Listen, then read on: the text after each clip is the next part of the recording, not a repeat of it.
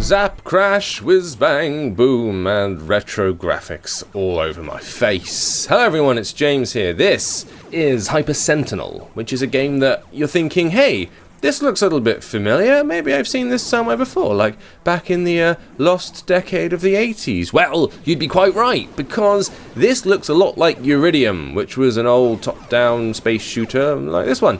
And that's because it actually comes from the same producers of that game. So the guy who we met and the person who made the game or was involved in it was at the big indie pitch when we were in Brighton just last week at Develop, and it's one of the games that our judges really quite liked. And the reason it looks a lot like it is because they sort of made it, and I think it was actually the dude's father who created URIDIUM, and so this is kind of a spin on that license without actually using the license. There's a lot of this stuff going on Kickstarter at the moment about bringing back classic games that people love but maybe don't own the license to, and doing like their own personal take on it, and this is one of them. I think it's also on Kickstarter as well. So the way it plays is, well, as you'd expect. You can see right there, virtual stick in the lower left, and then buttons in the lower right, which shoot and change direction. When you change direction, a little force field appears around the ship. There you go.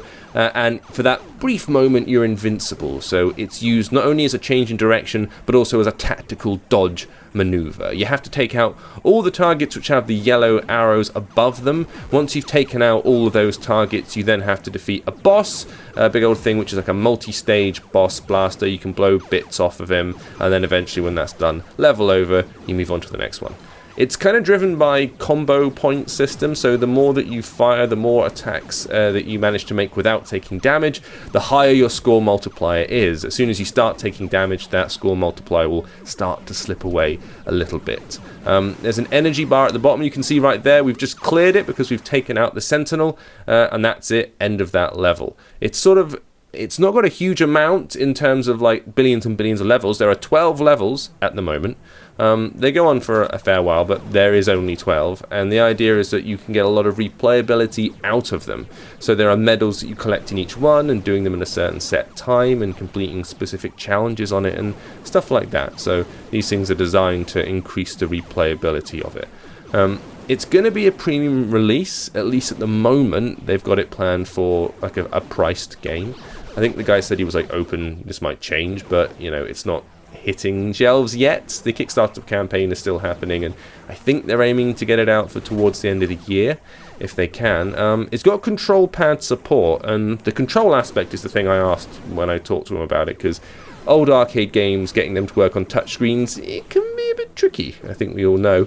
And the way they've tried to combat this is A, provide MFI controller support so you can use your Bluetooth Steel series or something like that with it, but also to offer numerous different control systems. So the one you see on screen, which is just the straight kind of joystick thing, that's how the developer prefers it, likes to play it. But equally, you've got kind of a one-to-one touch system, so you can just put your thumb on it and slide up and down like you do in most modern shmups. So you've got that control system as well, and there's a third one if you fancy it. So they have kind of factored in the fact that maybe not everyone wants to play it this way, which, you know, giving people choice is good, provided they all work to a reasonable degree, of course. There are power-ups and things you can collect. There are smart bombs that you can drop, which wipe everything off the screen at once. Well, much like that, in fact. There you go. And, I don't know, it played quite nicely. I say, we had judges, about kind of 10 to 12 judges, who were looking at loads of games over the course of the afternoon, and this is one of the ones that stood out. I guess there is that nostalgia value of, like, I remember URIDIUM, and it brought back some warm fuzzies for me, I'm not going to lie. And as always, the retro stuff continues to prove popular with people, with gamers of a certain age who remember these things from their past and, you know, want to recapture a bit of that old arcade fun, and games that aren't necessarily games where you have to build up a city or town and wait for days to see results, and then maybe pay loads of money in in-app payments, which is kind of the standard base model game system nowadays.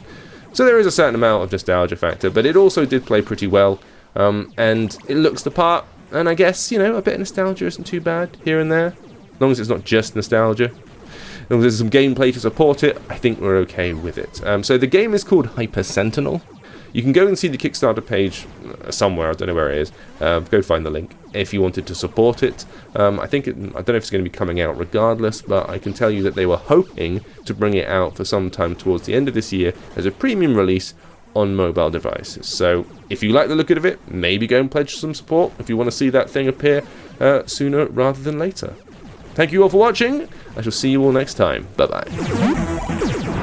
This video is brought to you by AppSpy, in association with Gladiator Heroes. Train up your gladiators, build your city, and then conquer the empire. Coming to a mobile device near you very soon.